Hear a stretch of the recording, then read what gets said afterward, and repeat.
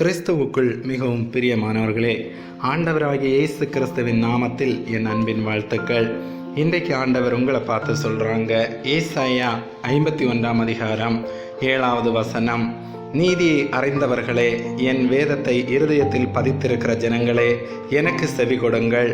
மனுஷரின் நிந்தனைக்கு பயப்படாமலும் அவர்கள் தூஷணங்களால் கலங்காமலும் இருங்கள் என்று கர்த்தர் சொல்லுகிறார். நீதியை அறிந்தவர்கள், ஆண்டவருடைய வார்த்தையை ஏற்றுக்கொள்ளுகிறவர்கள், ஆண்டவருடைய வார்த்தையின்படி நடக்கிறவர்கள், ஆண்டவருடைய வேதத்தை இருதயத்தில் பதித்திருக்கிற ஜனங்களே, எனக்கு செவி கொடுங்கள் என்று கர்த்தர் சொல்லுகிறார். ஆண்டவருடைய நீதியை அறிந்தவர்கள், ஆண்டவர் சொல்லுகிறார், மனுஷரின் நிந்தனைக்கு பயப்படாமலும் அவர்களுடைய தூஷணங்களால் கலங்காமலும் இருங்கள். பிரியமானவர்களே, எப்பொழுதும் குறை சொல்வதற்கே சில மனிதர்கள் இருப்பார்கள். அவர்கள் ஆண்டவருடைய வார்த்தையின்படி நடக்கவும் மாட்டாங்க. உலக ஆசைகளை கூறி நம்மை பாவத்தின் படியில் சிக்க வைப்பார்கள்.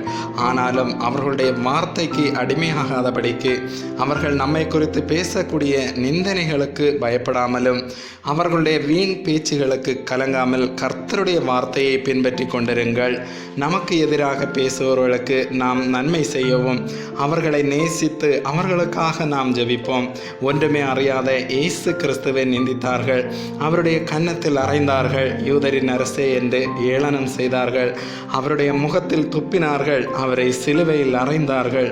ஆனாலும் இயேசு அவர்கள் அனைவரையும் மன்னித்தார். இயேசு நமக்காகப்பட்ட பாடுகளை விட, துன்பத்தை விட மேலாக நாம் எதையும் அனுபவிக்கவில்லை. ஆம் பிரியமானவர்களே, நாம் வாழ்கின்ற வாழ்க்கை மிக சிறியதே. இயேசு கிறிஸ்து நம்முடைய பாவத்தை மன்னிக்காவிட்டால் நாம் மீட்பு பெற முடியாது. அதே போன்று நம்முடைய குடும்பத்தில் உள்ளவர்கள், உறவினர்கள், நண்பர்கள் யாராக இருந்தாலும் நமக்கு எதிராக செய்த தீமைகள், வீணான பேச்சுகள் எல்லாவற்றையும் மறப்போம், மன்னிப்போம். இந்த ஆண்டின் கடைசி நாளிலே நாம் வந்திருக்கிறோம். பழைய நினைவுகளை மறந்து புதிய ஒரு வாழ்க்கை வாழ ஆண்டவரிடம் ஜெபிப்போம். கர்த்தர் உங்களை நிறைவாக ஆசீர்வதிப்பாராக. ஆமேன்.